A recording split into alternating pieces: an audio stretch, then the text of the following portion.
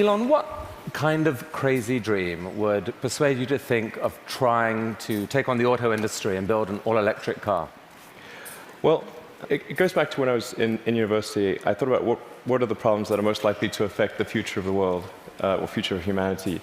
I think it's extremely important that we have sustainable transport and sustainable energy production. That sort of overall sustainable energy problem is the biggest problem that we have to solve this century.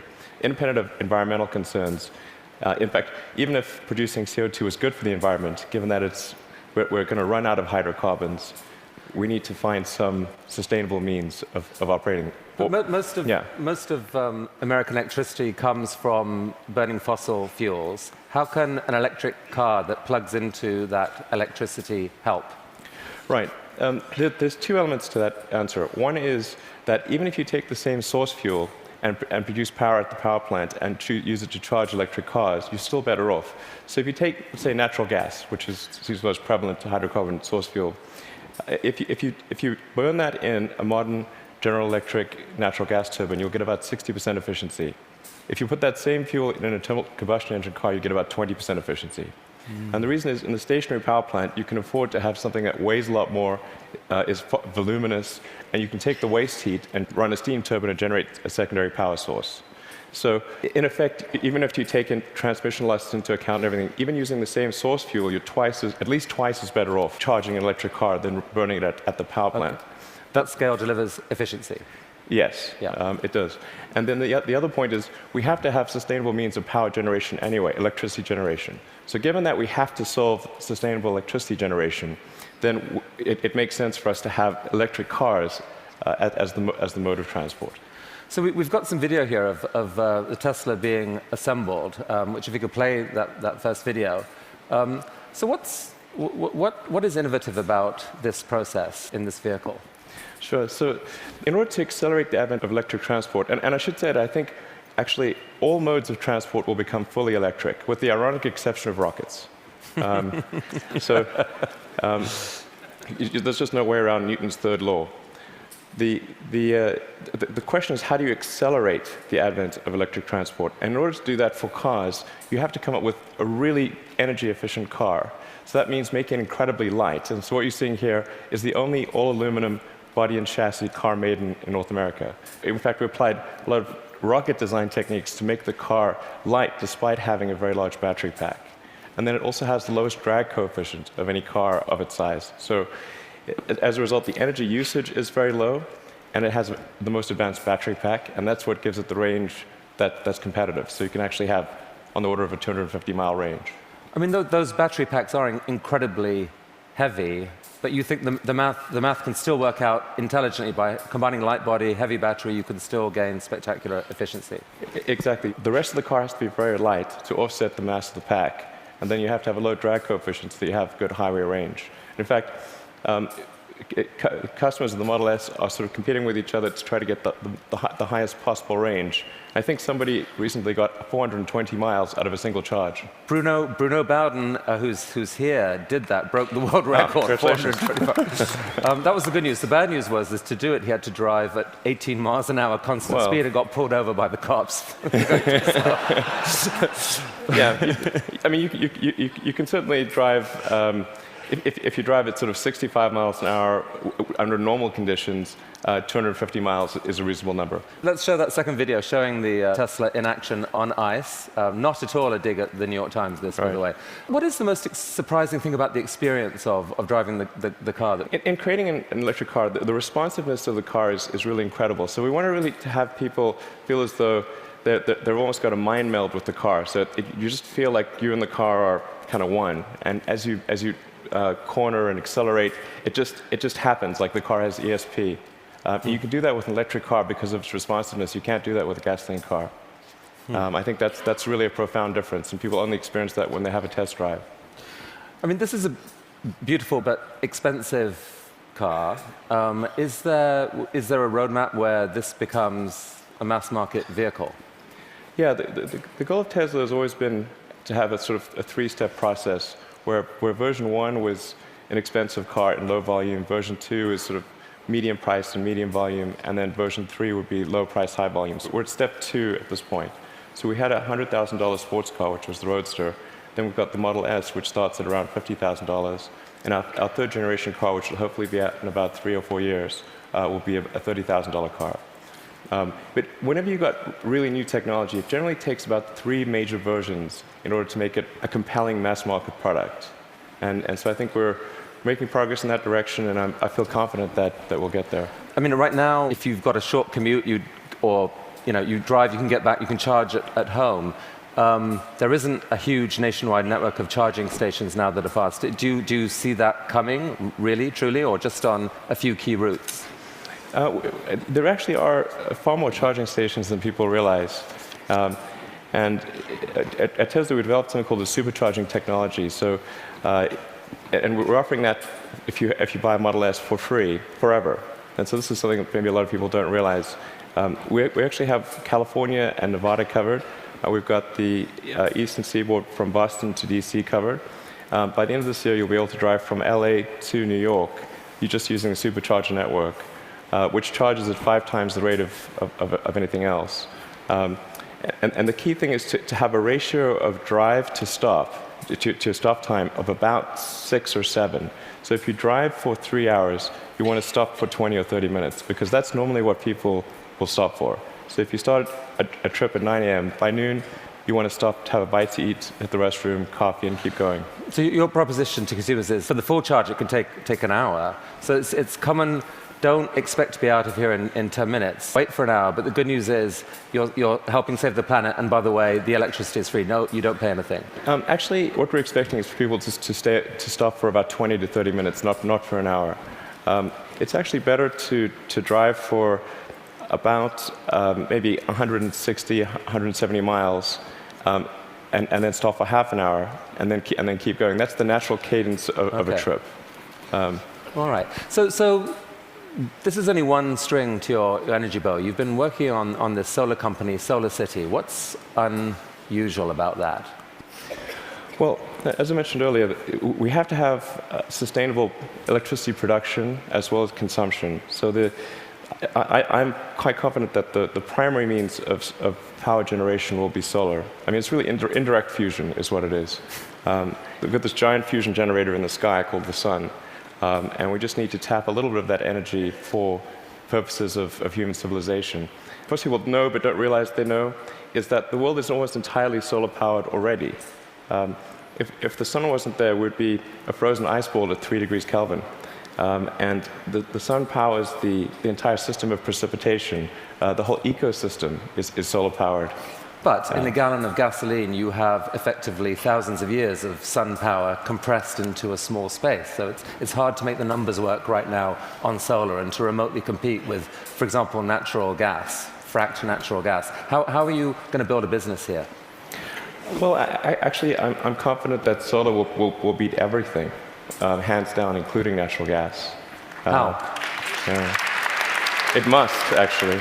If it doesn't, we're in deep trouble. But you're not selling solar panels to consumers. What are you doing? No, we actually are. You can buy a solar system, or you can lease a solar system. Most people choose to lease. And the thing about solar power is that it doesn't have any feedstock or operational costs. So once it's installed, it's just there. It works for decades. It'll work for probably a century. And this is so therefore the key thing to do is to get the cost of that initial installation low, and then get the cost of the financing low. So because that interest, those are the two factors that drive the cost of solar, and we've made huge progress in that direction. And that's why I'm confident we'll actually beat natural gas. So your current proposition to consumers is, don't pay so much up front. Let us pay zero up front. We will install panels on your roof. Yes. You will then pay. How long is a typical lease? Typical leases are 20 years. But the value proposition is, as you're sort of alluding to, quite straightforward. It's no money down, and your utility bill decreases. So right. It's a pretty good deal. So that seems like a win for the consumer. No risk. You will pay less than you're paying now. And for you, the dream here then is that, who owns the electricity from those panels for the longer term? How do you, the company, benefit? Well, essentially, Solar City raises a chunk of capital, and from say, a company or a bank. Google's one of our big partners here, and they have an expected return on that capital. With that capital, SolarCity purchases and installs the panel on the roof, and then charges the homeowner or business owner a monthly lease payment, which is less than the utility bill. But you yourself get a sort of long-term commercial benefit from that power. You're kind of building a new type of distributed utility. Exactly. What it amounts to is a giant distributed utility. And I think it's a good thing because utilities have been this monopoly and people haven't had any choice. So effectively, it's the first time there's been competition for this monopoly, because the utilities have been the only ones that own those power distribution lines, but now it's on your roof. So I think it's actually very empowering for homeowners and businesses. And you really picture a future where a majority of power in America, like within what, a decade or two, or within your lifetime, is solar? I'm extremely confident that solar will be at least a plurality of power, and most likely a majority. And I predict it will be a plurality in less than 20 years. I'd say I made that bet with someone. The definition of plurality is? More from solar than any other source. Who did you make the bet with? With a friend who will remain nameless. But, just between us. And I made that bet, I think, 2 or 3 years ago. So in roughly 18 years, I think we'll see more power from solar than any other source. All right. So let's go back to another bet that you made with yourself, I guess. I mean, a kind of crazy bet. You'd made some money from the sale of PayPal. You decided to build a space company. Why on earth would someone do that? Got that question a lot. That's true. People would say, did you hear the joke about the guy who made a small fortune in the space industry, and he, obviously started with a large one as the punchline. And so I tell people, well, I was trying to figure out the fastest way to turn a large fortune into a small one. And they'd look at me like, oh, is he serious? And strangely, you were. What happened? It was a close call. I mean, things almost didn't work out. We came very close to failure, but we managed to get through that point in 2008. The goal of SpaceX is to try to advance rocket technology, and in particular to try to crack a problem that I think is vital for humanity to become a spacefaring civilization, which is to have a rapidly and fully reusable rocket.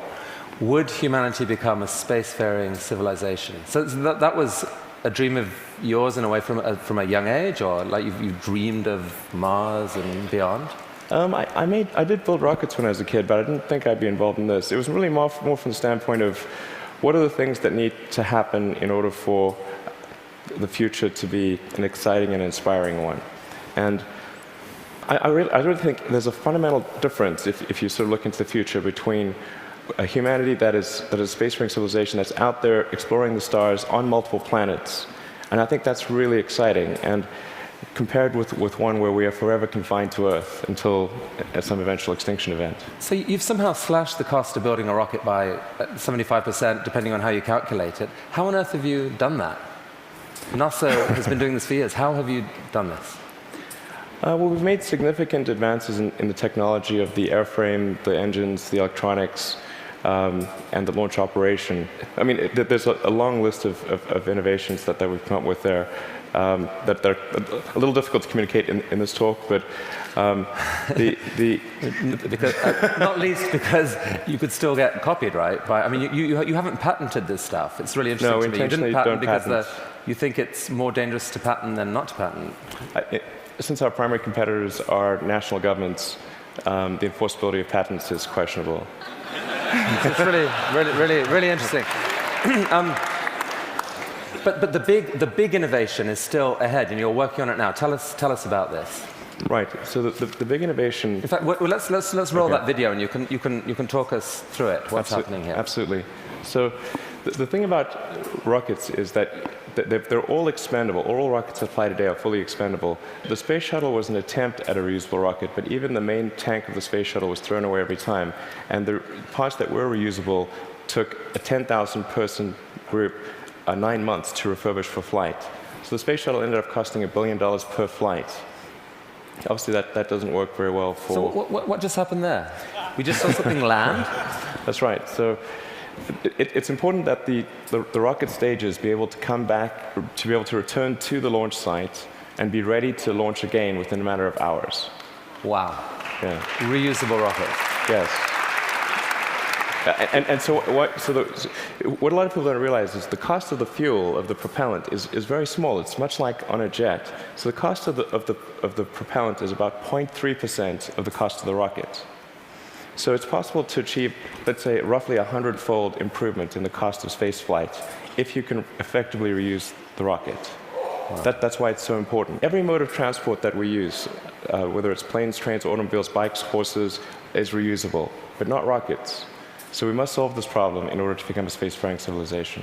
You asked me the question earlier of how popular traveling on cruises would be if you had to burn your ship. Certain cruises apparently are highly problematic. Definitely more expensive. So that's potentially absolutely disruptive Right. technology, and I guess paves the way for your dream to actually take, at some point, to take humanity to Mars at scale. Yeah, You'd like exactly. to see a colony on Mars.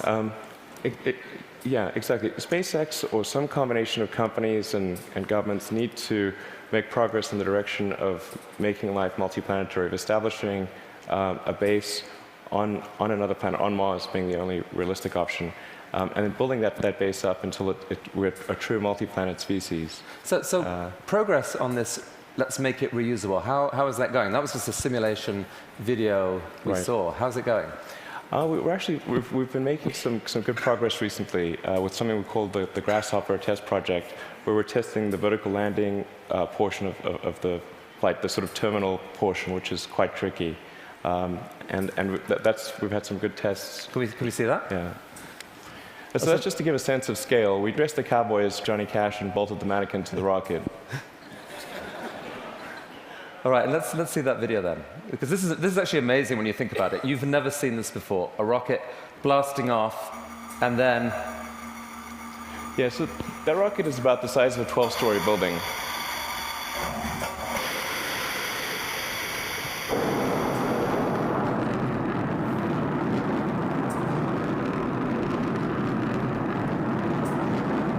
So now it's hovering at about 40 meters, and it's constantly adjusting the angle of the pitch and yaw of the main engine and maintaining roll with cold gas thrusters.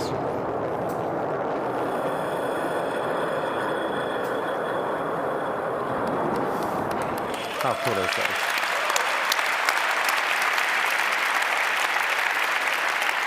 Elon, how have you done this? These projects are so, these PayPal, SolarCity, Tesla, SpaceX, they're so spectacularly different. They're such ambitious projects at scale. How on earth has one person been able to innovate in this way? What is it about you? I don't know, actually. I don't have a good answer for you. I work a lot. I mean, and a lot. Well, I have a theory. A theory. All right.